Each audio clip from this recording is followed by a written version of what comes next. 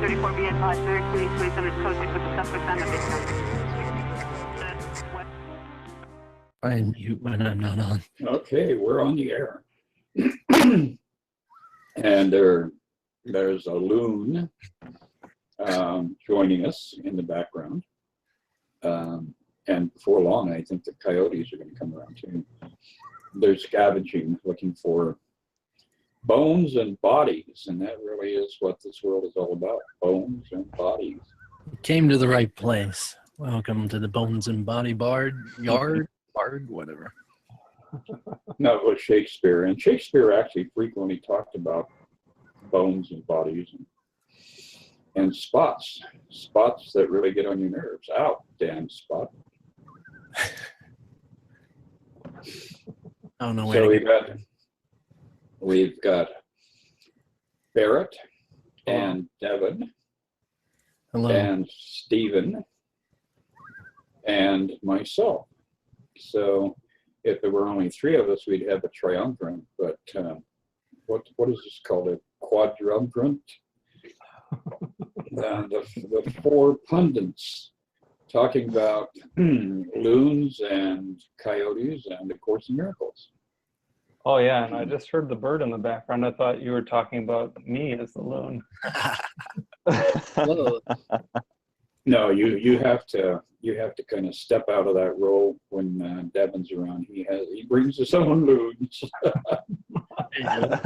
Accepting responsibility. He's like, how does this relate to me? I'm bones and what? What's going on? I don't get it. So I have an idea here.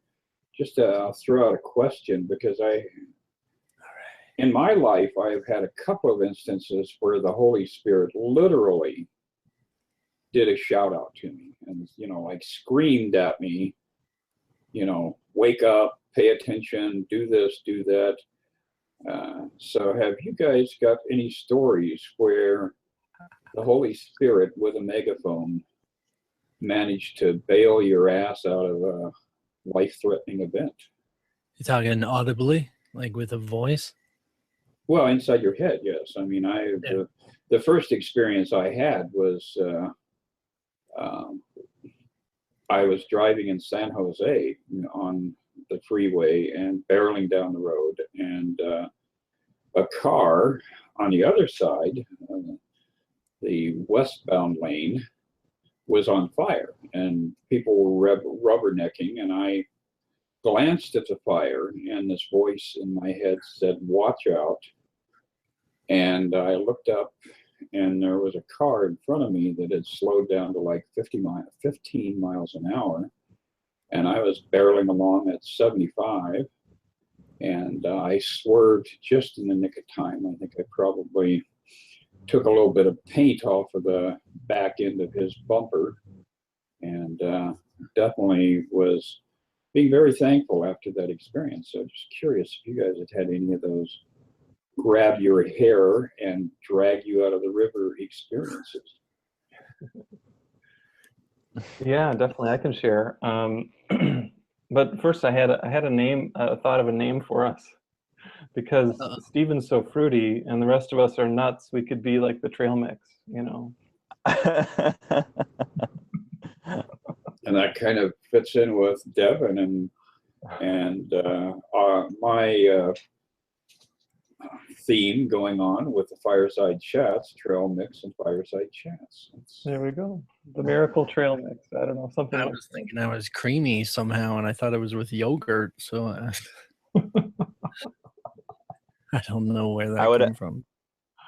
I would add on it with an emergency torpedo meat sandwich, in case the trail mix isn't enough. Nice.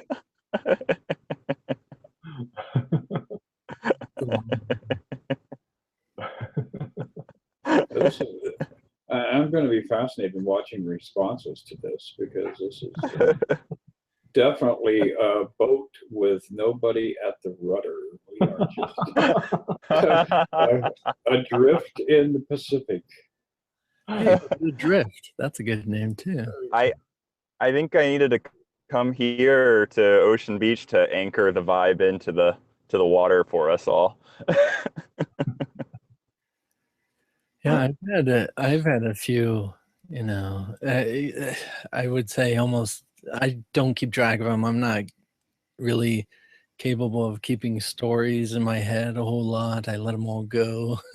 But I do remember quite a few times, not always audibly, but there was a time that the only one I can really remember right now. And you gotta, maybe there's some background story that's required because I was at the house this with David Hoffmeister in Ohio, and I forget what it was called now, but whatever.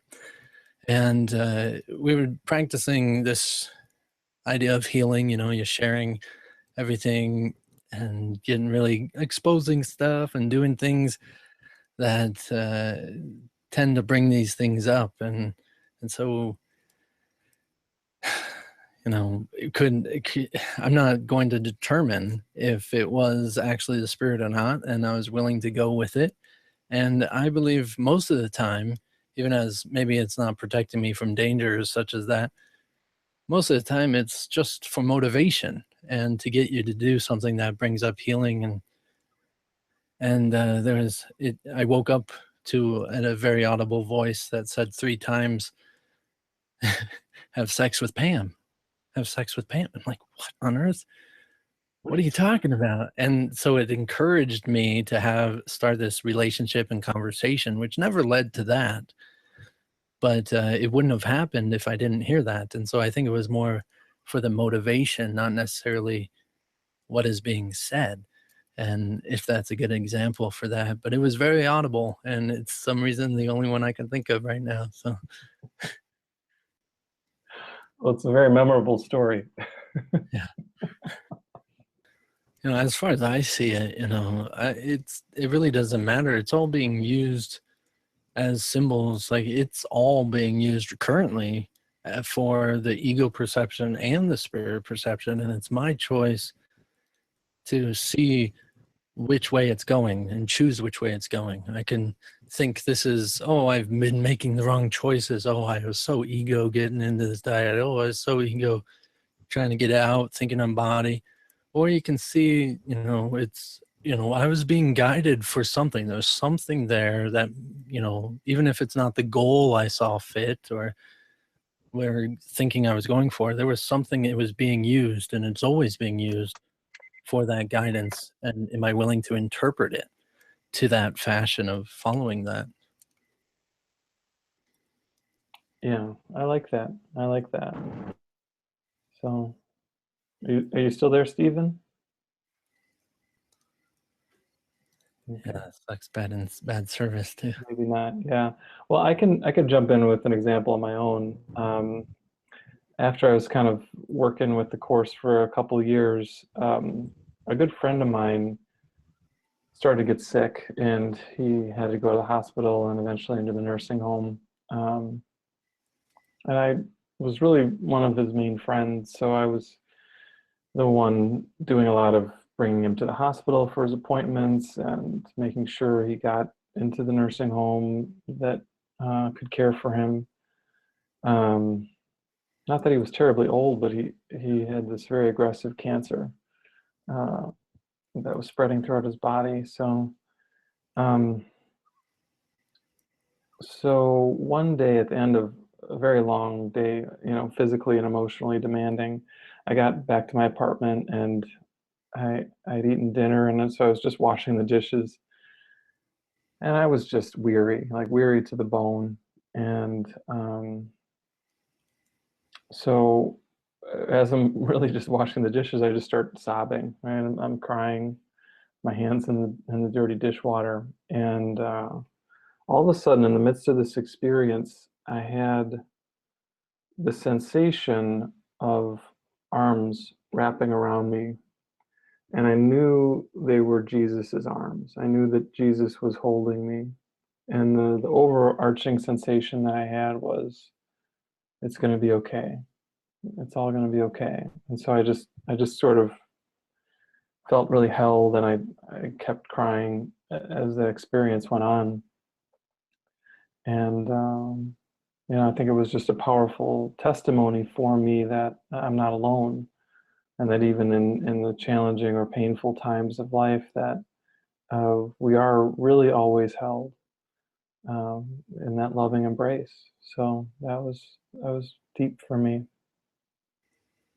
Indeed. I would definitely say that there's been multitude as far as more in the other realms of sensations opposed to just audibly. I don't look for audible, communication anymore. It, even as I think my thoughts are audible, and as far as that, I'm in almost constant conversation with what I'd say spirit, Mm-hmm. but it's not audible and stuff like that, and not necessarily life-threatening situations either, but definitely get pushed in many different fashions. Yeah. Well, and when Helen Schuckman was talking about the voice that, gave her the dictation, she was mentioning the fact that it wasn't like a voice. It was a much deeper process, a different kind of journey, where it was kind of an impartation, I guess you could say. It was literally not listening so much to a voice, but to something deeper that was placing entire blocks of ideas and sentences and paragraphs into her mind. Yeah, I can definitely relate with that. My form of expression is just voice, mostly because it was a weakness of mine, and I attempted to forgive it, and it became this whole strength. And now I'm doing these podcasts and everything. It's just my ability to talk and communicate it has become a whole different thing. I do see writing as a weakness now too, so I guess that's the next step. Sounds like the ocean. I think, Stephen, are you back with us? Yeah, I'm just wondering if you guys can hear me well enough. Yep. Now you're clear. Okay, There's cool. a way for you to turn off your video and our videos, and then it would help the bandwidth of your audio to sound good. Oh, yeah, that's a good idea. I don't know if it's possible, really. But as long as you can hear me all right, that's what matters. Yep. Yeah. Can. Yeah, I agree with everything you had said before too about how, it's not really about finding the right symbol much.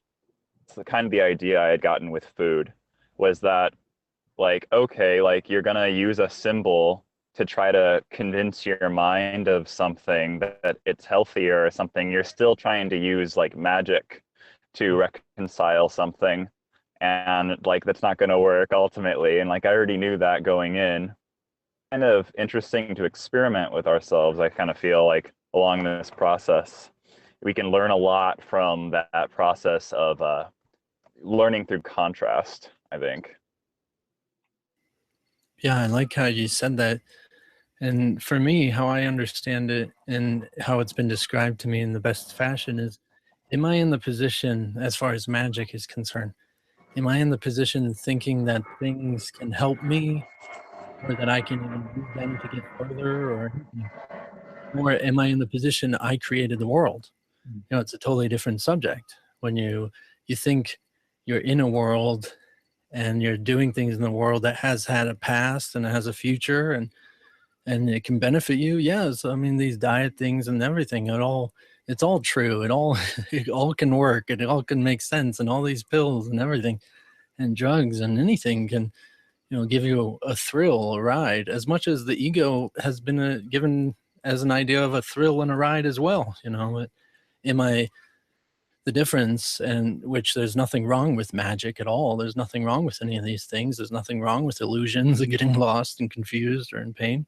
But if I want to, do what the Course offers, it's coming into the other position, completely on the other side of that split mind, on an alternate dimension, where everything's coming from the mind. Everything is happening, like literally that mind in that moment is creating this entire reality. So of course that's going to work. It wants it to work or not going to work. It don't want it to work or whatever. And And so it's not about being guilty about using magic or anything. It's, on that side, it's inevitable that you're going to feel guilty about something. And that's what the world's about. I mean, with this whole split thing. But if you train your mind to recognize, and not saying I don't know how far you are or anything, but to recognize the reality there, that where it's all, I existed before the world began, then it's a whole different subject.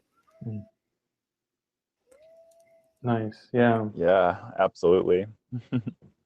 Yeah.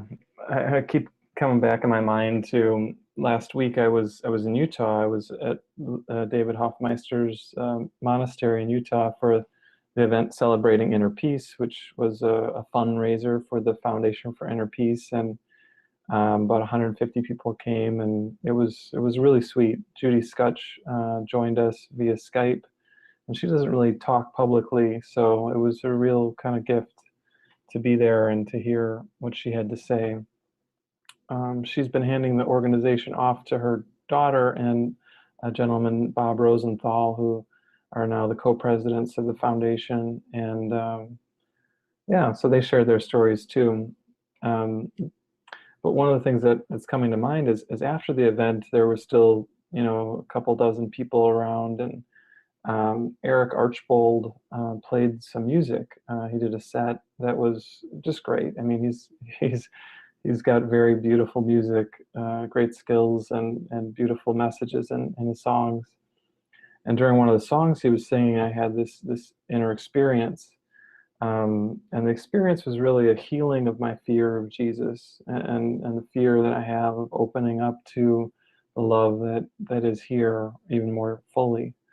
And as a part of this healing, Jesus basically told me, I do a lot of intuitive work and working with clients to help them release issues and blocks. So, I basically get symbols in my mind's eye that represent things. And pretty much since I started doing this sort of intuitive work, the symbol for Jesus and Christ has always been the cross in my mind. And I wouldn't say it necessarily had any association of death or fear, but it's just a symbol that was coming up.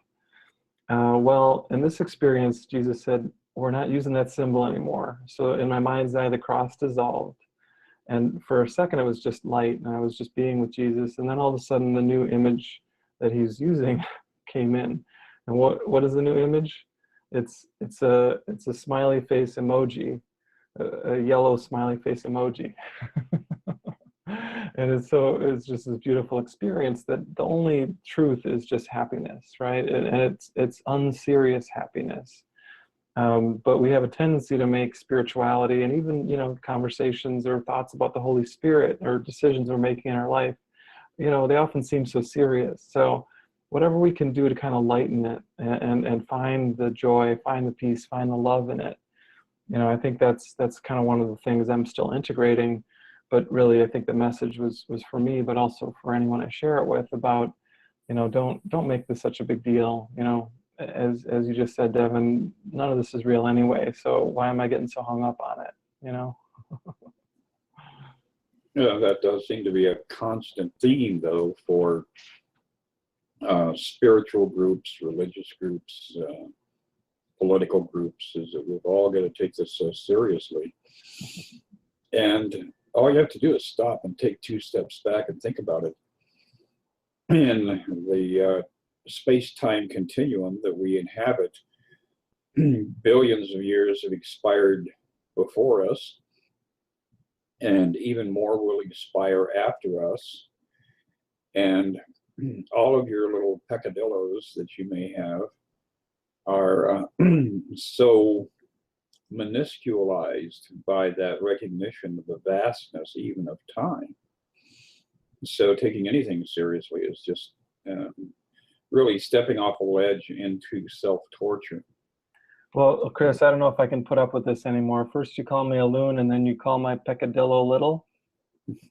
I wasn't talking about your pickle, Barret. It's your peckle.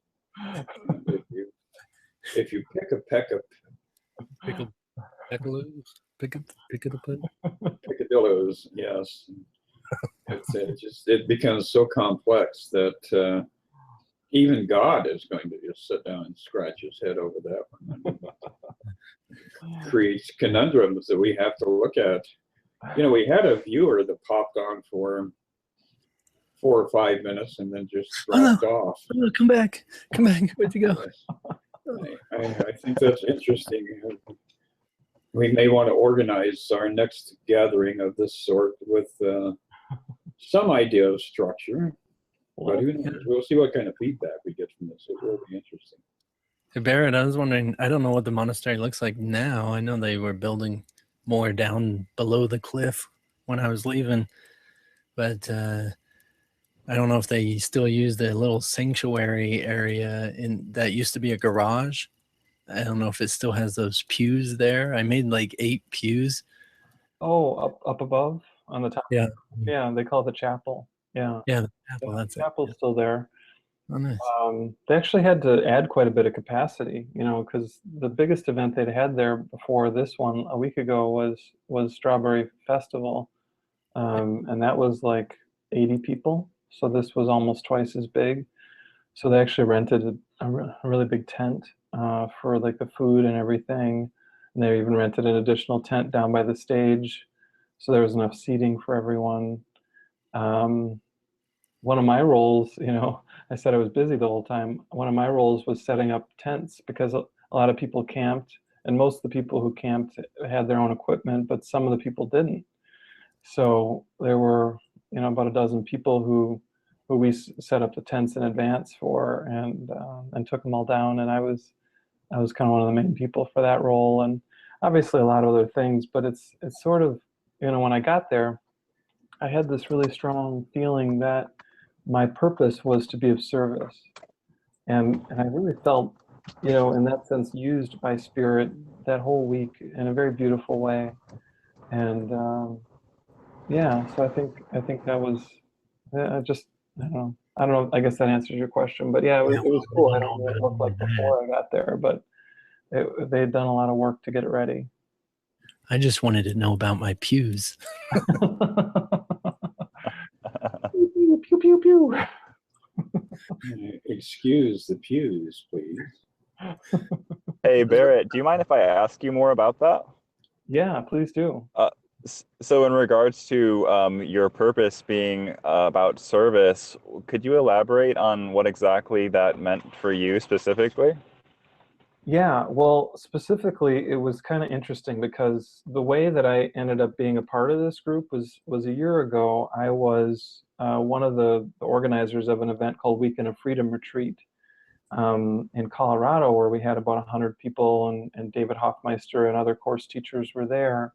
So I kind of became a part of this conversation about doing an event to really celebrate, you know, the originators of the course and the Foundation for Inner Peace, which has published the course for all these years and funded all the translation efforts. So as I went into this event, I wasn't really one of the main people. You know, there were other people who were familiar with the monastery and the setting, who were kind of holding the space for the event more. So even though I was involved in a lot of the planning, well, not all the planning, some of the planning, and discussions around, you know, people like Gary Renard and Carol Howe and John Mundy, who joined us, and the communication with them, my role was not to like be on top of everything. It was really just to sort of like be there for whatever needed to be done.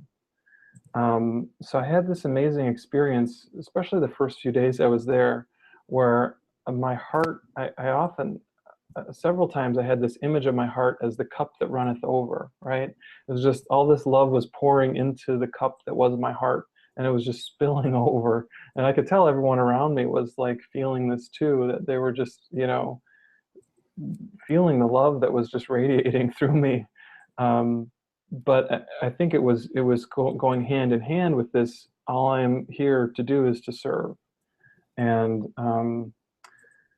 yeah, I don't think it always needs to be quite as, you know, clearly delineated as that experience was for us to be of service. You know, I feel like it's sort of carried over, even though I got back here to Chicago a week ago. And I feel like I've been more deeply of service in my life than I sometimes am, because I'm just really feeling like my whole purpose is to be a vessel of love, and I don't know what that looks like, so I don't have to put my expectations on it, but I just have to be willing to hear what comes through, and to not shy away when I feel that guidance. And so that, that's been a big part of my last few weeks. That's such a beautiful and simple message. It really resonates with everything that I understand the course to be. And it's kind of interesting because the lesson I'm on in the workbook today is salvation is my only function here. Mm. And I also say affirmations that are like in alignment with the course, like every morning and night. And so, yeah, that's really cool to hear. Resonates. Nice, nice. Yeah. Yeah, I can definitely relate too. I mean, I spent several months, not just at the monastery, but also in Ohio with them. And, just that was almost all I could give. And as I just really looked within, saying, I want to help, I want to give back, I want to support somehow. What can I do? And, I didn't have financial support. I was I was traveling around without money, and it was kind of all part of it. So I, was going around losing myself in the service of others and just letting it happen, and instead of having an opinion about to do, and just really just letting it happen. And if I see something or I hear something, I'm on top of it and letting it just happen if it's going to happen. And if I don't feel it, I don't feel it. And that's what it's all for. It's like we're learning how to follow that guidance until eventually you don't really need the guidance anymore. You're in the place where you're supposed to be, and that's perfect. And you're just allowing it to happen. And guidance is really just a bridge of communication until you recognize, heaven really is here and now. But it's the same thing. It's all a journey, and it's part of the excitement, part of the fun.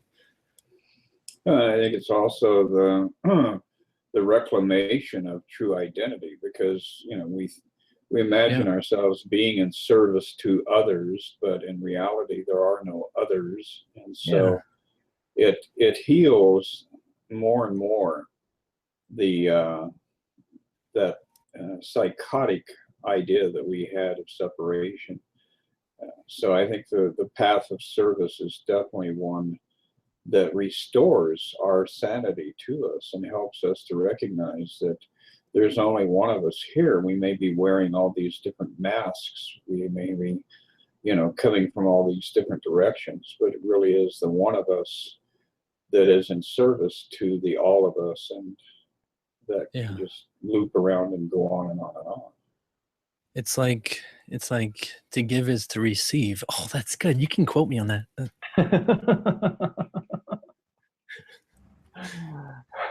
I think we might get caught up in plagiarism there, but I'm not sure.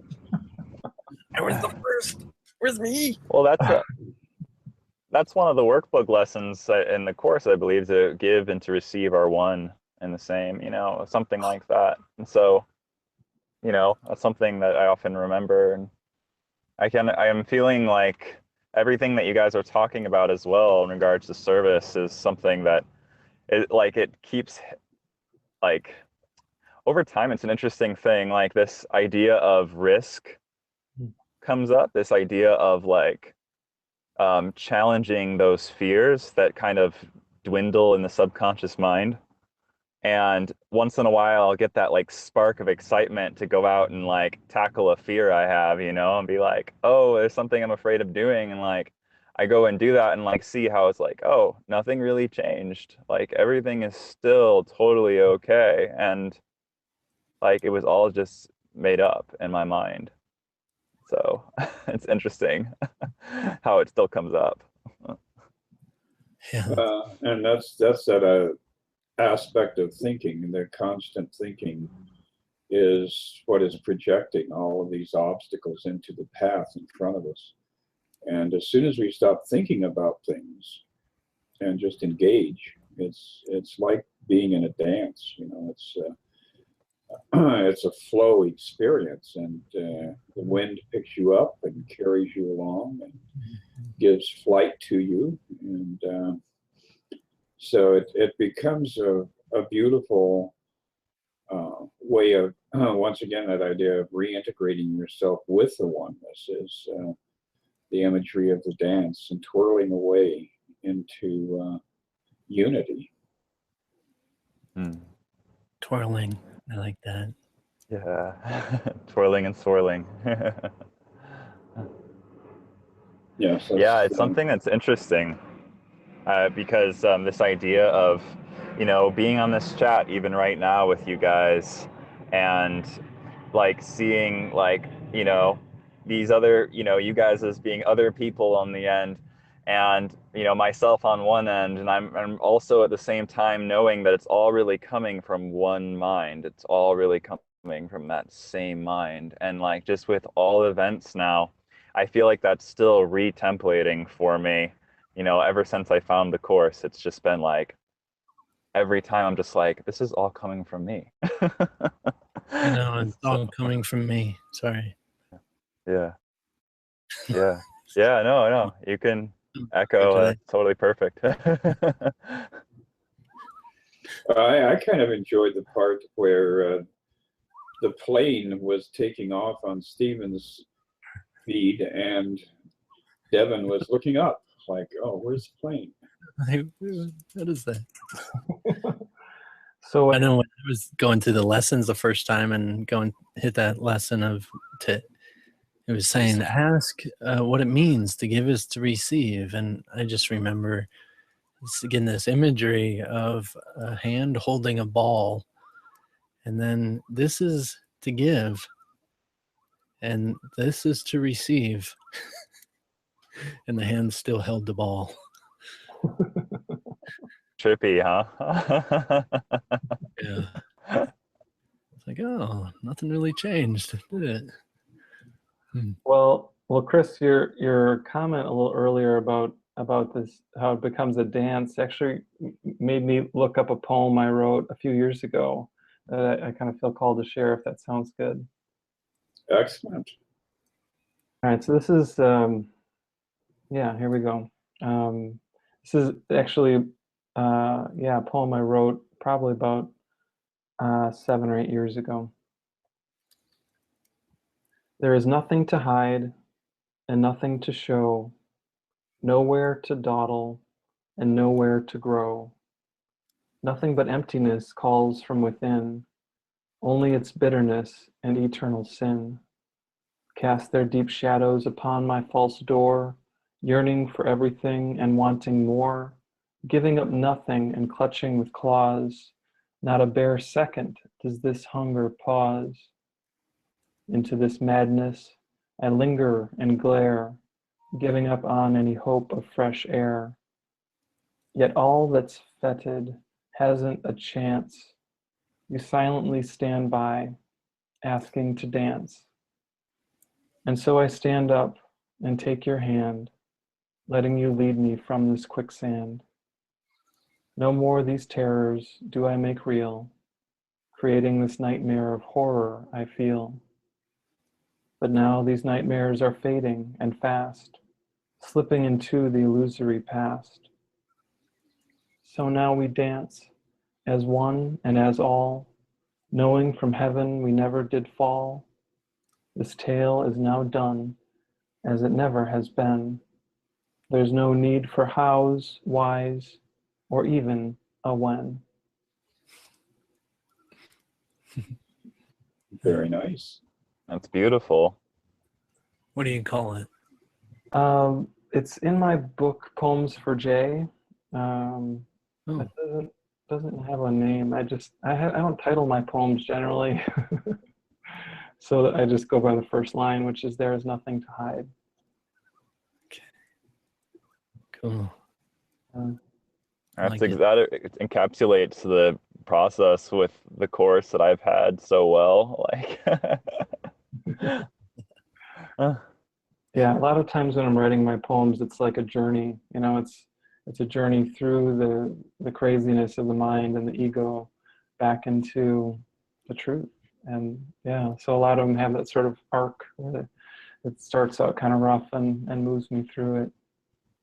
Well, it's kind of interesting, as Chris had said before, about the zodiac synchronicities here with all of us, all of these water signs. And Barret, you and I have the Scorpio sun sign. It's so much about transformation, but then that idea even itself becomes a silly idea, because I mean, what are we really transforming from if we've always been in heaven and always will be? So it's just something like you can kind of laugh at and appreciate, I guess, in a way too. Yeah. Yeah, our collective insanity goes on, but we don't have to buy into it anymore. And yeah, and that's the reality of all of that. All of the travail, all of the effort we put into life it's completely and totally unnecessary, And I think the image I also have around thoughts like that is Jesus, when the apostle woke him up in the boat, and the tempest was flowing around them. The ocean was, or the sea was cresting, and the black clouds had engulfed them. And Jesus, very lightly, I don't get him standing up and screaming at the top of his lungs. I get this image of him just standing up in the boat and maybe putting out his hand and saying, "Peace, be still."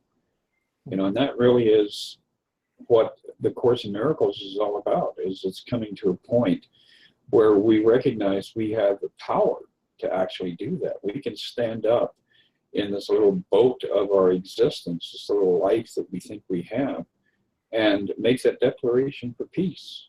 And it doesn't have to be vehement. It doesn't have to be, something that we shout from a rooftop. It doesn't have to be a huge effort. As a matter of fact, the greater the effort, I think, the less the impact. I think that if you just stand up in your boat and just gently say, "Peace," I've had enough. Peace. Let's just, let's just calm this ocean, calm the seas, and go have some fish. Yeah, wouldn't that be fun to do? I mean, even living all these miracles and everything, it's exciting. It's fun.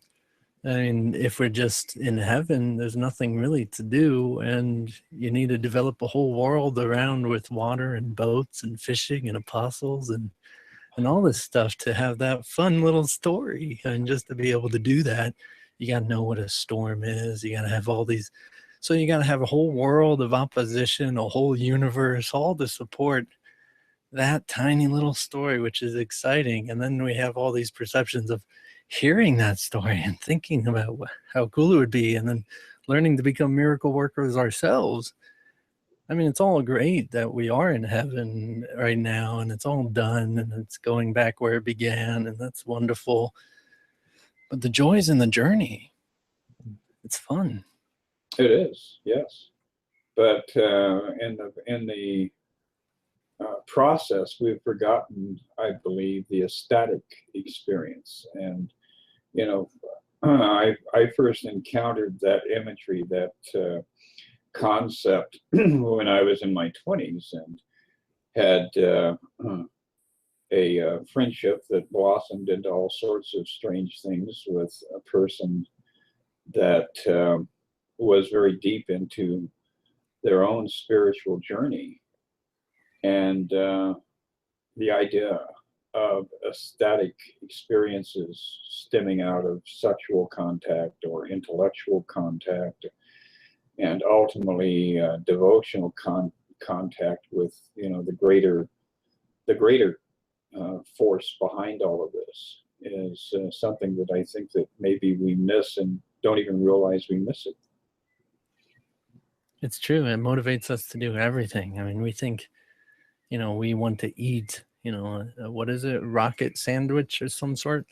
My light went off because we're hungry, and really where that urge even to eat isn't for food. It's just a way of interpreting that urge for God. It's really all this urge for God based on a body, based on a world of separation, based on a universe that involves no idea of God existing.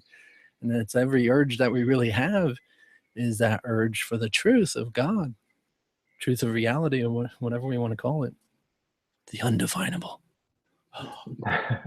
That's such an interesting idea, and that's something I'm well aware of at this point, from studying the course and moving with that. But at the same time, I find that because it is such a heavy duty kind of process, that it's sort of like, if you just like jump to something like that, like say you just jump to, I'm not going to eat at all anymore, I'm just going to only rely on God. Shocking to your mind to do that. And so I wonder if you guys have any thoughts on that. It's a training and a journey for a purpose. It's about learning every step, every little step, witnessing it firsthand for yourself. I mean, that whole, you heard in Christianity, God knows your name. Yeah, God knows your name because he is inside you. It's like, it's not name as in, I got a list of who's naughty and nice. It's, I'm the first dimensional experiencing every single one of every single option of every single one possibility. And that involves every step we take. I mean, even though you might not be aware of every step you take, literally, as in physical steps, you're still experiencing them firsthand yourself. And it's the same thing through the evolutionary process of consciousness, of coming to not knowing anything, to recalling even just a portion of everything, and then eventually reaching the same point of the complete knowledge of God. So in order to do that, you have to experience all the little associations with delusions and all the ideas and concepts that other things are happening and possibilities. And that includes those. That includes, you don't want to jump. I mean, there's a purpose for you being here, and that's to experience that step, that journey. It's not really happening, but that's besides the point. That's such an interesting way of phrasing all that, and it's something I often do in my own mind is, we're here to experience them. The Course in Miracles says that the Holy Spirit teaches us through contrast, through the duality. It shows us who we are by showing us what we're not. And so that's a really fascinating process that's constantly, I think it should be constantly entertaining to us more than anything. I think it should be constantly illuminating to us, because, if you ever start getting bored here, you're probably not paying attention. Yeah, for me, I just can't get over how guilty you are, Devan, for calling his torpedo sub a rocket. I mean, what? Come on, buddy. Went fast. I don't know. Hey, went fast down your throat. That's right. I can remember back in the day before any of the three of you were born, we had a place up in Green Bay, Wisconsin, where a young fellow went rogue and developed his own line of submarine sandwiches that were exquisite. They were just truly amazing. And he called them Zeppelins. So, we got torpedoes, we got Zeppelins, we got submarines, and now we have rockets. So, and we all know what happened to those. I think we need to franchise the rocket sandwich. All right. I think we've got a business idea here. Forget all the spiritual stuff. Let's make some money. It is one of my dreams to have somewhat of a cafe or even restaurant that is also a spiritual radio station that's live on stage, and that people can interact and everything. A doorway to community as well. And a lot of restaurants are supported by, or a lot of communities are supported by a community restaurant that food. What? I have no more words. Someone help me. All right, I'll eat there, Devan. If you open it up, I'll eat a sub. Eat there, hell, you're going to be part of the floor show. Yeah. So, all right, I'll practice my juggling. There you go. Well, every time somebody brings out an oud or a guitar, you tend to jump out on the dance floor, so you can be one of the dancers. And a waiter who dances the food to people's tables. That could be kind of fun. Yeah, I'd have to work on my skill, you know, to hold the platter up and then to spin at the same time and not drop any food. So we'll see. Maybe we'll work on that. That sounds like a Sufi discipline. So I think you may want to start reading a lot more Rumi. That would probably help. Well, yeah, this was fun. I would love to do this again sometime. I'm gonna have to take off though. Yeah, I'll definitely grab a more suitable location and computer for myself next time. Apologize for that, you guys. I didn't know it was going to be like that. Well, as long as you're properly guilty, then we'll accept that. Is that what would make you happy, Barret? Vlogging is in order. Yeah, no, this is fun. I'll definitely be a part of this again. Yeah, for sure. Well, we'll have to figure out another time to convene. I'll go through and edit this particular episode and get rid of some of the things, like when I coughed right in the middle of Barrett's dialogue, and we'll get rid of the farts and the belches too, and life will be good. All right, good stuff. Sounds great. Take care. All right, yeah, everyone be well. Bye. Bye, guys. Bye.